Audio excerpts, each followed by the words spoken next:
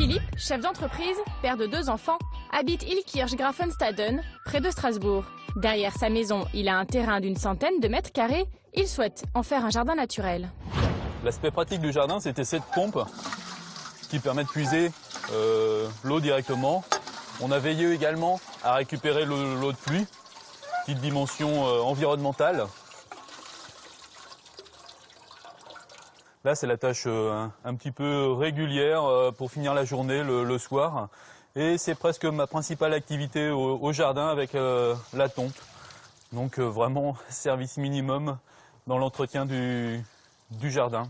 Aujourd'hui, Philippe voudrait valoriser son terrain et lui donner plus de relief. On avait surtout privilégié un jardin simple, fonctionnel, n'ayant pas trop le temps de m'occuper du jardin et n'y connaissant pas grand-chose.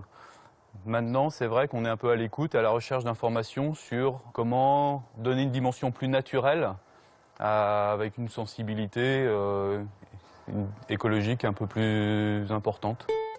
Mais comment aménager l'espace? Quelles plantes choisir? Peut-on entretenir son terrain sans produits chimiques?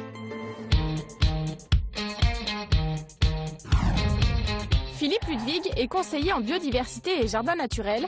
Il vient guider notre apprenti jardinier.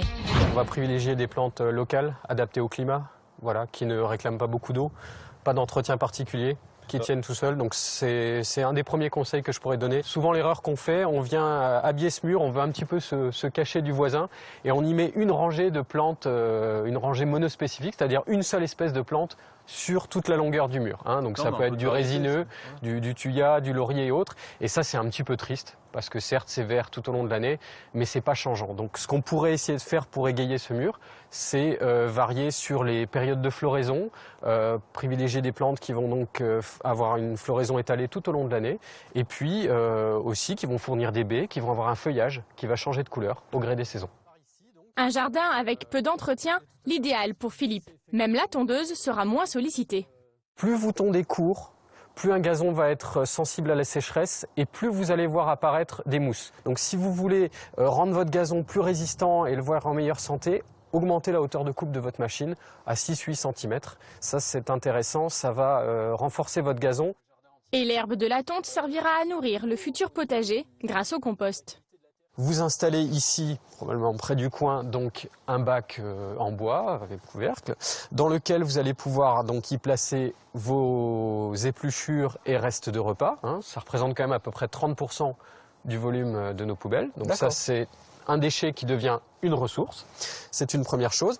Et vous allez pouvoir évidemment, dans ce compost, y placer les tontes de gazon. Et n'oublions pas, ici, il y aura donc une haie. Lorsque vous taillerez un petit peu la haie, vous pourrez récupérer ces branchages et également les placer en petits bouts dans ce compost. Voilà. Ce compost, au bout de 6-8 mois, vous donnera un excellent engrais naturel que vous pourrez régulièrement intégrer au potager. En somme, si vous aussi vous souhaitez avoir un jardin naturel, privilégiez les plantes locales, plus adaptées au climat de votre région. Variez les espèces dans votre jardin afin de créer un écosystème. Tondez moins votre pelouse et coupez-la entre 6 et 8 cm pour éviter le développement des mousses. Enfin, mettez en place un compost pour avoir un engrais naturel.